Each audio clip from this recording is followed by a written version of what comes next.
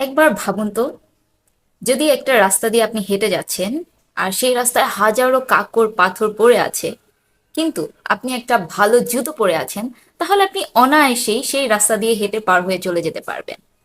কিন্তু যদি কোনো ক্রমে একটা ছোট্ট কাঁকড়ও আপনার জুতোর মধ্যে ঢুকে পড়ে, তাহলে আপনার জুতোটা যত বড় ব্র্যান্ডেরই হোক না কেন, আপনার জন্য কিন্তু কয়েকটা পা এগোনো কষ্টকর হয়ে যাবে। আমাদের জীবনটাও কিন্তু ঠিক সেরকম। আমরা কখনো বাইরের চ্যালেঞ্জ বা বাইরের মানুষের কথাতে কিন্তু হেরে যাই না। আমরা হেরে যাই আমাদের নিজেদের ভেতরে থাকা নেগেটিভিটি ও উইকনেসের কাছে। তাই পরিস্থিতি যেমনই থাকুক না কেন, আপনি সবসময় নিজেকে শক্ত রাখুন এবং পজিটিভ থাকুন।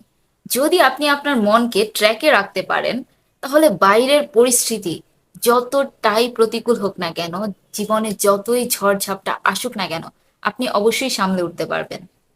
Because the only enemy who can defeat you is inside you. তাই বাইরের সমালোচনা এবং পরিস্থিতিকে নিজের মনের ভেতরে জায়গা দিবেন না। নিজেকে বিশ্বাস করতে শুরু করুন, কারণ আপনার বিশ্বাস ও আপনার পজিটিভিটি হচ্ছে আপনার সবচেয়ে বড় শক্তি।